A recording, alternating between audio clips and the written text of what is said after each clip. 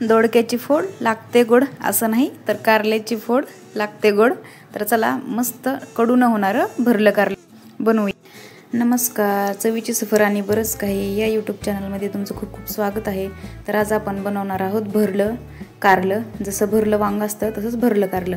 तर इथं पहा, मी कारले चिरून त्यामध्ये मीठ भरून ठेवलं होतं बघा रात्रीच। आता ते 10-12 तासासाठी आपल्याला चिरून ठेवायचं आहे। यानंतर एका पातेल्यामध्ये हळद, मीठ, कारले, थोडंसं लिंबू पिळून पाणी ॲड करायचं आहे बघा 1 ग्लास। आणि नंतर त्याला थोडंसं शिजवण्यासाठी आपल्याला ठेवून द्यायचं आहे। जास्त शिजवायचं नाही, 1-2 उकळी झाल्या की बंद करायचं। आता भाजीसाठी आपण एक मसाला बनवणार आहोत, तो पहा। तर खोबरं, लसूण, आलं आणि कोथिंबीर या सगळ्यांचं आपल्याला एक वाटण बनवून घ्यायचं आहे बघा। इथं आपलं कारलं सुद्धा शिजलेलं आहे। लिंबू, हळद आणि मीठ यामुळे त्यातला कडूपणा निघून जातो।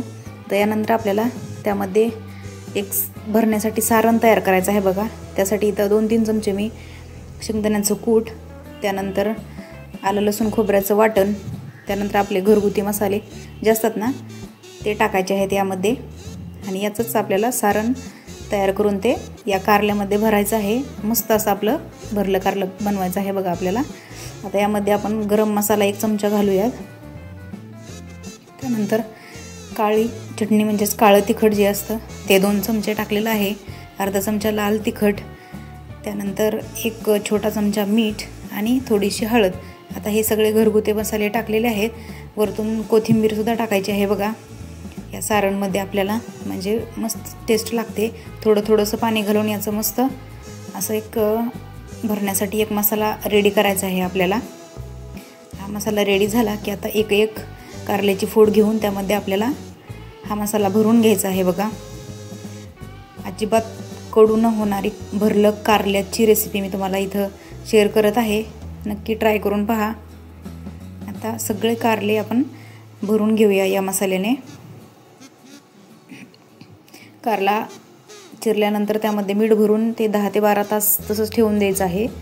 आणि त्यानंतर लिंबू, मीठ आणि हळद टाकून त्याची उकळी काढून घ्यायची आहे बघा। यानंतर चला कढईमध्ये तेल टाकून त्यामध्ये थोडंसं मी घट्टपणासाठी डाळीचं पीठ टाकलेलं आहे। त्यानंतर जिरे मोहरी टाकून फोडणी बसवायची आहे त्याला मस्त।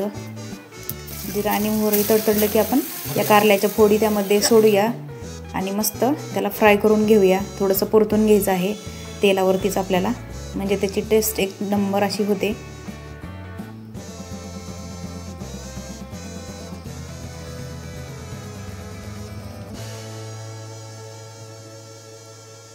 पहा, आपलं कारलं मस्त असं फ्राय होत आहे बघा त्या तेलामध्ये। यानंतर गरम पाणी मिक्स करायचं आहे आता आपल्याला।